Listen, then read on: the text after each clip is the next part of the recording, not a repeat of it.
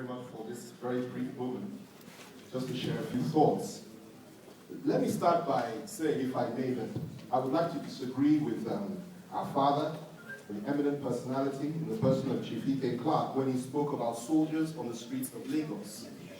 There is a distinction between putting soldiers on the streets of the Niger Delta cities that are burning and are being bombed, and places in the north that Boko Haram are striking and killing our people, left, right, and center, and putting soldiers on the streets in Lagos, where people are exercising their democratic right or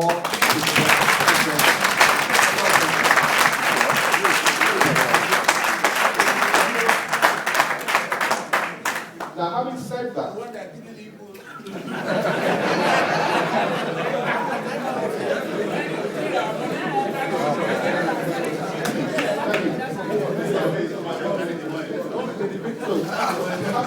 having said that, let's get to the point, because there are a number of issues that we really do have to tackle. I'm not living in the past. I'm a student of history, but I prefer to live in the present, and I prefer to consider the future.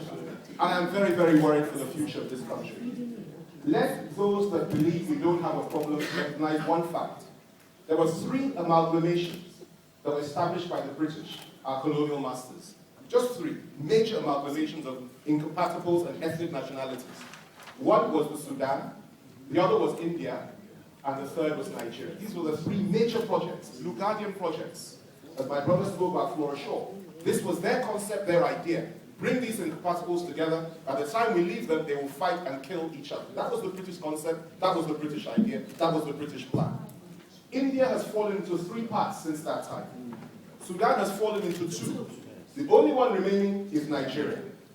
I want to say that I reiterate my faith in the Nigerian Federation. I believe in Nigeria. I love Nigeria. I would stand for Nigeria any day, any time, but not the type of Nigeria that is silently emerging today.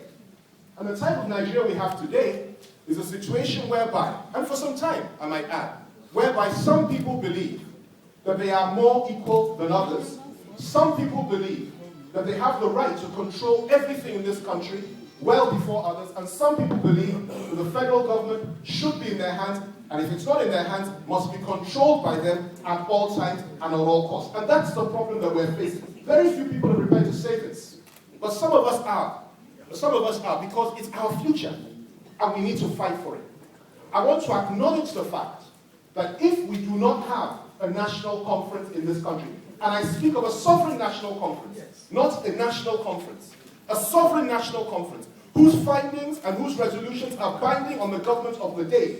If we do not have that, where every single ethnic nationality can be brought together, no matter how big, no matter how small, on the basis of equality, equality of representation, equality of religious faith, and equality of personality and tribe, if we don't have that, your Nigeria is finished. That is the truth. We don't want that.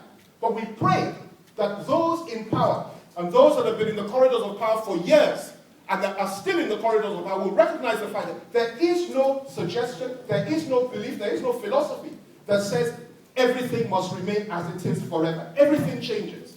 We have taken our unity for granted. We want to get our unity back. We need to sit and talk. We need to iron out the issues. I live in Abuja. I've lived in the north for 10 years. Yesterday I went to church. People were being searched as they entered churches. Cars were being searched. I mean, it's unbelievable. In Nigeria in 2012, this is something that cannot go on. On a final word, because I'm sure the 3 minutes is up. Just very quick one, please. Let me just say this. The threat of Boko Haram, it's not an academic issue anymore. It's not something we should just be discussing at conferences anymore. People are being killed night and day. And I am using this forum to call upon this government to show strength when it comes to the issue of Boko Haram. No dialogue, no discussion, no let's sit down and talk. Enough is enough. It is time that the full force of the federal government of Nigeria not just comes against Boko Haram, but those that are behind them. We have some, and I have to say this, within this government, high places in this government, that have got up and said that there is a link between the issue of Boko Haram and their killing people and the issue of revenue allocation and the principle of derivation. This is unacceptable.